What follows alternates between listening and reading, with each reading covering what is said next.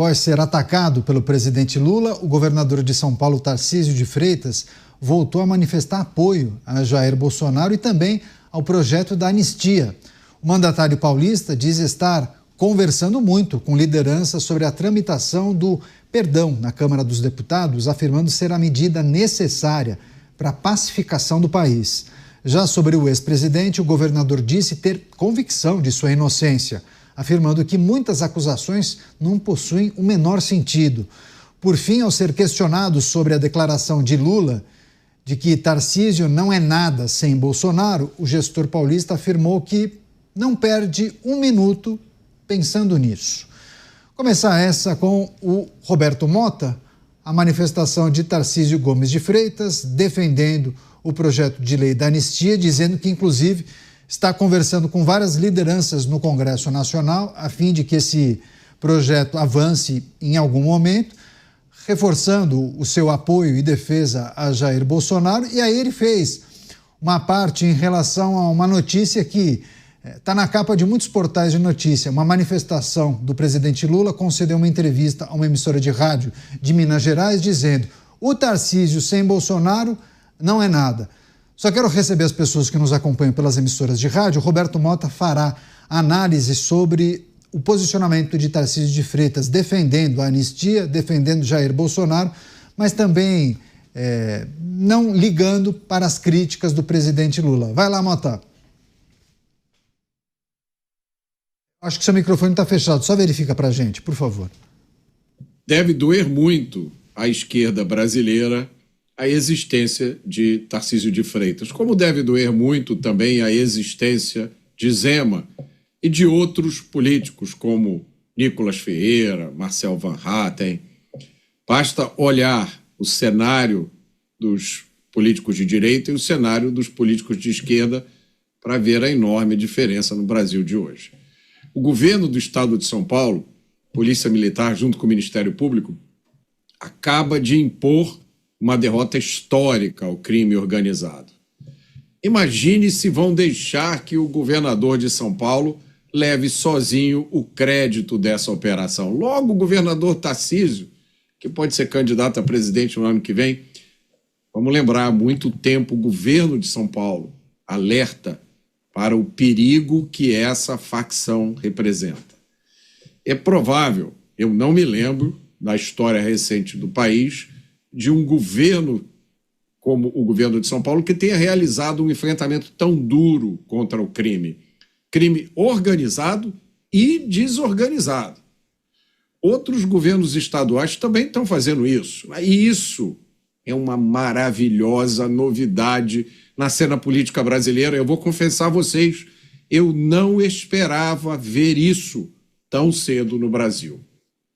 Ao mesmo tempo em que isso acontece, ao mesmo tempo em que o governo de São Paulo entra de cara no combate ao crime, decisões e declarações do governo federal apontam em uma direção diferente. Nós vimos uma declaração do ministro da Justiça comunicando, como se fosse uma coisa boa, que a audiência de custódia solta 40% dos criminosos presos pela polícia. O governo apresentou, e pelo que eu sei, até agora não desistiu de uma tal PEC da segurança pública, que é uma PEC composta de medidas redundantes, inúteis ou prejudiciais ao melhor combate ao crime. O governo, vamos lembrar também, se recusa a classificar as facções criminosas como organizações terroristas, apesar dessas organizações agirem como um Estado paralelo. E aí, quando acontece essa operação de São Paulo, que revela o tamanho que o crime organizado atingiu, fica todo mundo espantado. Oh, não diga, que coisa! O Estado brasileiro que solta um criminoso com 86 passagens pela polícia é o mesmo que coloca 35 policiais para acompanhar um réu do 8 de janeiro no enterro da avó. E agora, o governo federal quer ser o protagonista da operação contra uma facção. Agora, o governo federal diz que Tarcísio é um dos indivíduos mais brilhantes que eu já conheci.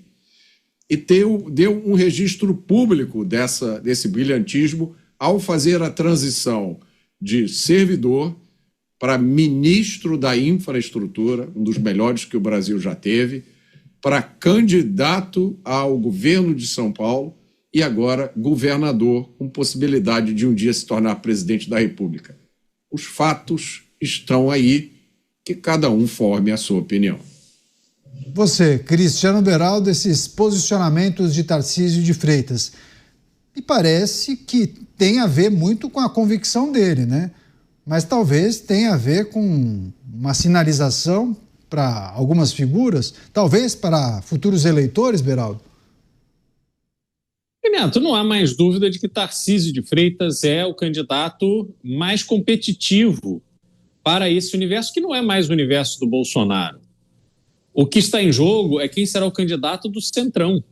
São os grandes partidos, União Brasil, progressistas, o PSD também está nesse jogo, o MDB, enfim, eles estão ali tentando definir quem será esse candidato que vai entregar a eles a presidência da República.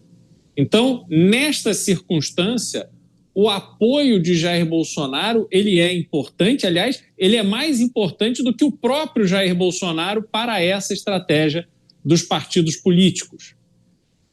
Quando Tarcísio de Freitas faz as declarações que tem feito, falando dessa articulação para a anistia de Jair Bolsonaro, que vai ser candidato à reeleição ao governo do Estado de São Paulo, ele está se tirando desse jogo para deixar com que essa turma aí do andar de cima se resolva.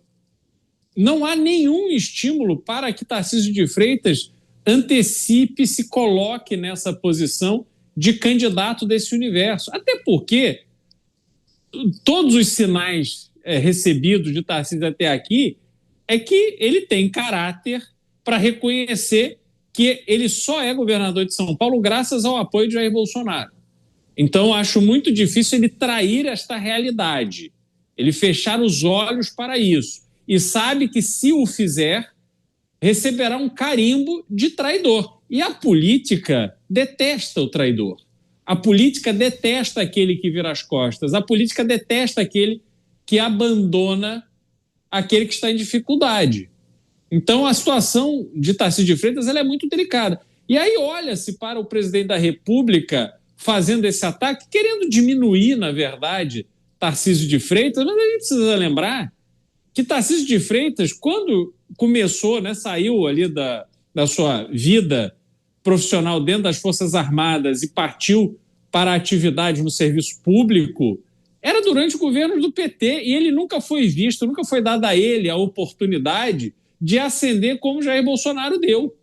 Então foi justamente com esta mudança de governo, Jair Bolsonaro teve o mérito de, ao receber a indicação de Tarcísio de Freitas, dar a oportunidade para ele mostrar a sua competência, aquilo que ele poderia fazer.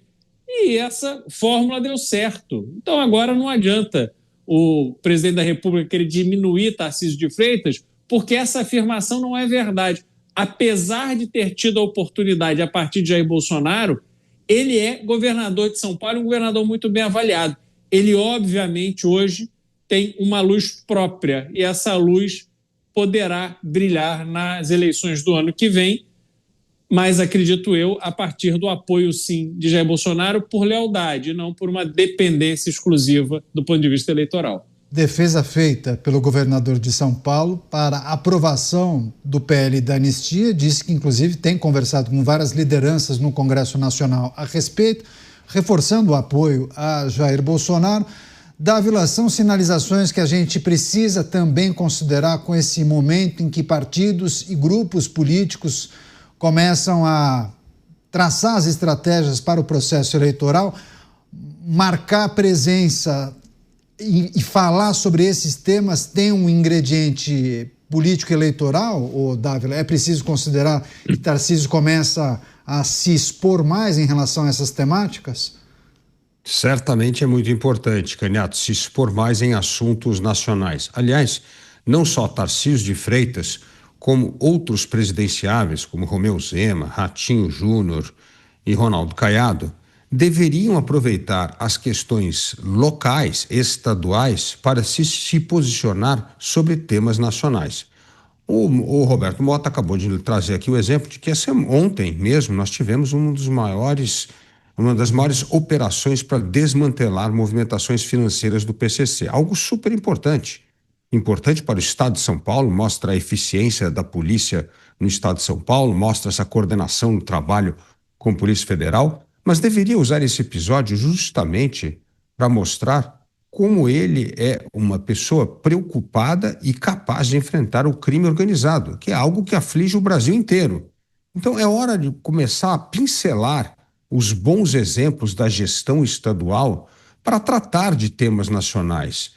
Porque a estratégia do governo federal é fazer com que os governadores continuem só falando dos seus estados e não trate temas nacionais. E é muito importante começar a tratar de temas nacionais, não só para ganhar conhecimento e relevância nacional, mas também para parar só de falar do seu estado. O estado deveria ser usado como exemplo do que se pode fazer a nível federal em outras regiões do país, tratar de outros problemas.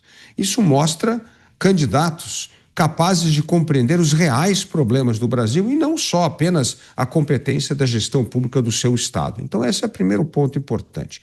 O segundo ponto é que o presidente Lula sempre parte para o ataque a Tarcísio de Freitas, a Romeu Zema e a outros candidatos, justamente nos momentos em que o governo está acuado. Afinal de contas, ele precisava inventar uma notícia para que a imprensa não desse foco àquilo que é a real notícia altamente preocupante, Canhato. Qual é a notícia realmente preocupante? O governo acabou de anunciar o segundo maior déficit público desde a série histórica.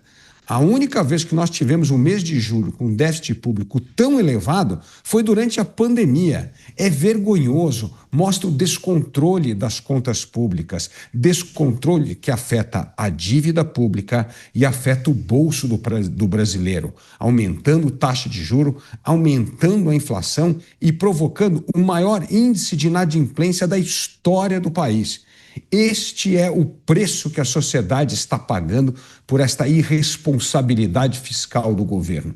E o governo, para evitar que a imprensa trate desse assunto, fica criticando Romeu Zema e Tarcísio de Freitas, porque aí todas as manchetes é em cima desta cutucada do presidente da República e não trata da questão fundamental que afeta a vida dos brasileiros. Então, a imprensa também tem que acordar para saber discernir entre os fatos realmente relevantes que mexem com a realidade de todo brasileiro e o que é espuma para distrair a atenção da imprensa e fazer com que a imprensa repercuta aquilo que o presidente quer e não aquilo que o brasileiro precisa ouvir. A gente vai seguir acompanhando essas movimentações, mas também há um entendimento que o presidente Lula desejaria disputar com o integrante da família Bolsonaro, que seria muito melhor pintar um cenário em que Tarcísio não seja o mais competitivo. O melhor do cenário para o presidente da República seria disputar com alguém da família Bolsonaro. A gente vai continuar acompanhando essas movimentações, essas falas do presidente da República, do governador de São Paulo, porque os assuntos conectados com o processo eleitoral de 2026 cada vez ganham mais corpo.